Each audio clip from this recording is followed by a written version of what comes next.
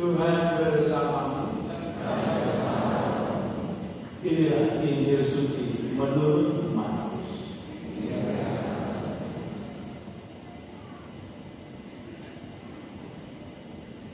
Sekali peristiwa setelah Yesus menyeberang ke tengah perahu, datanglah orang banyak berbondong-bondong lalu mengerumuni Dia.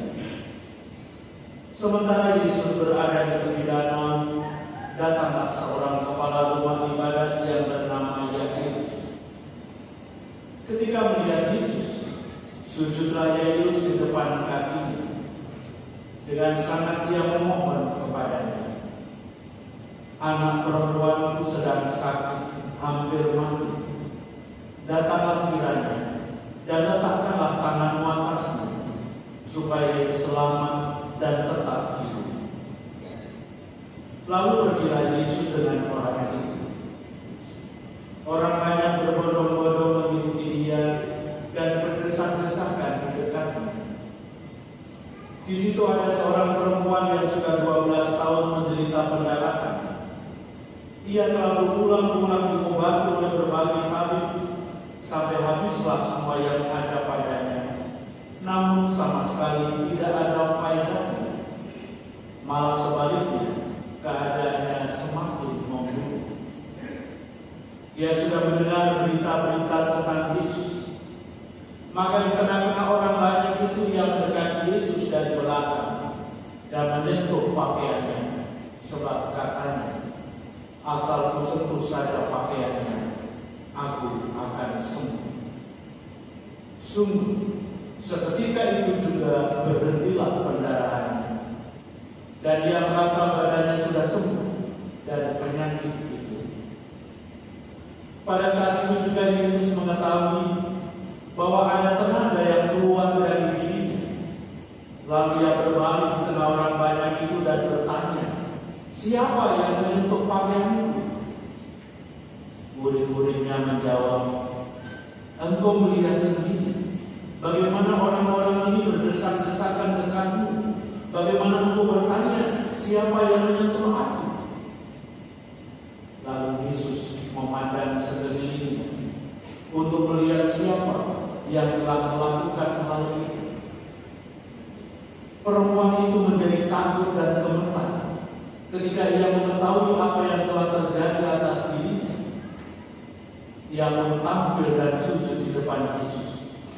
Dengan tulus ia memberitahukan kepada Yesus segala sesuatu yang terjadi.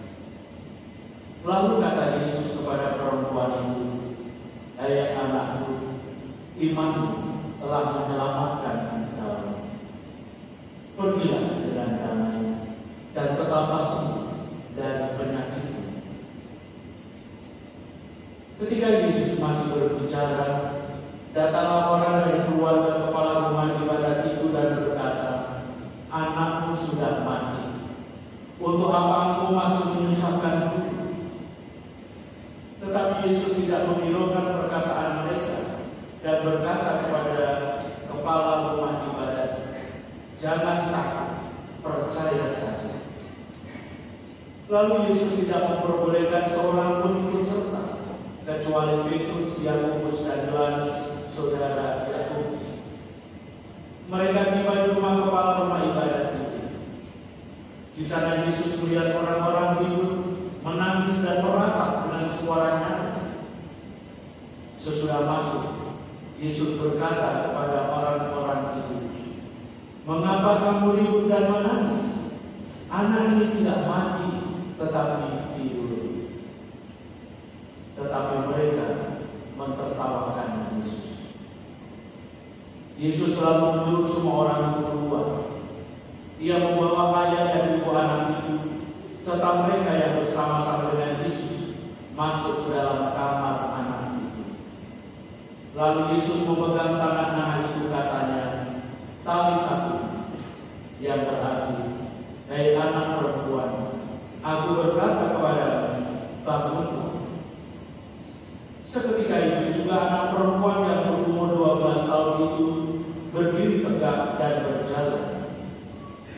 Semua orang yang hadir sangat takjub.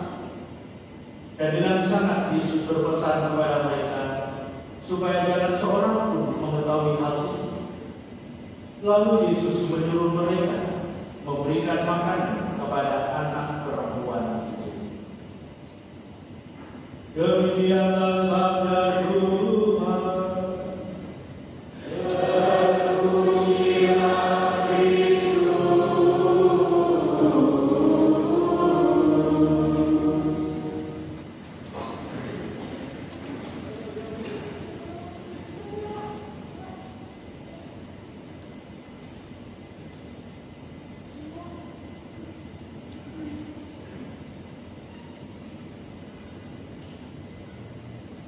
Bapak Ibu, saudara-saudari dan adik-adik sekalian terkasih, kita bersama-sama menyadari bahwa kehidupan setiap orang, setiap dari kita itu ditandai dengan adanya harapan.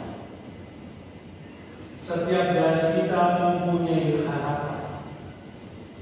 Maka harapan itu ibarat secercah sinar yang menerangi kegelapan.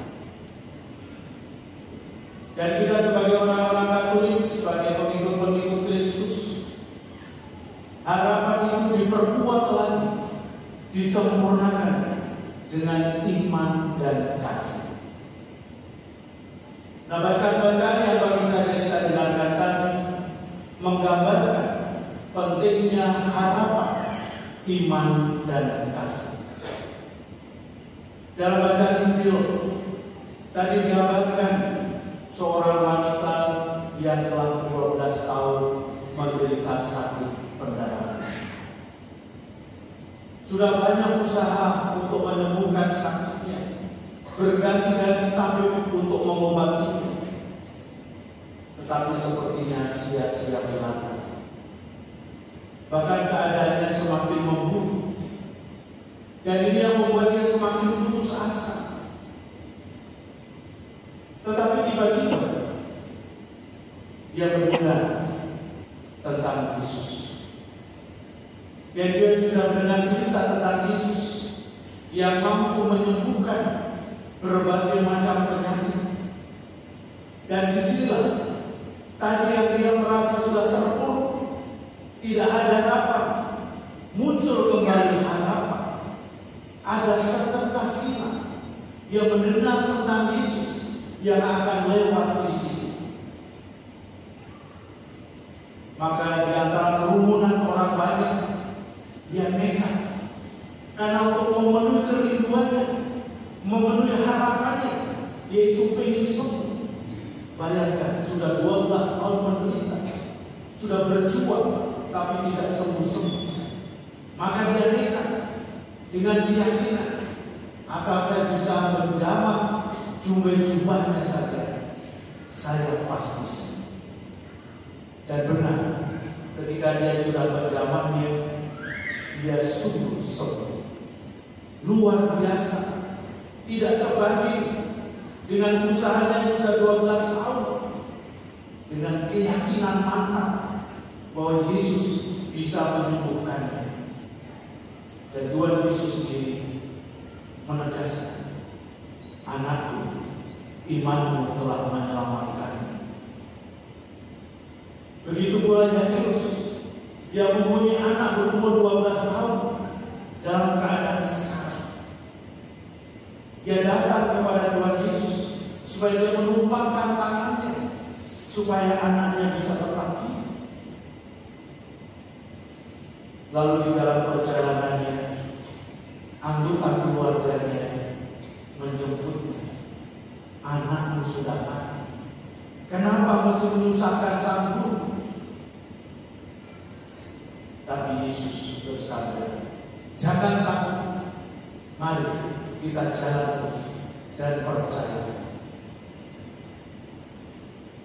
Dan setelah bertemu dengan anak yang sudah diratapi oleh banyak orang, menangis dan lain sebagainya, Tuhan Yesus datang.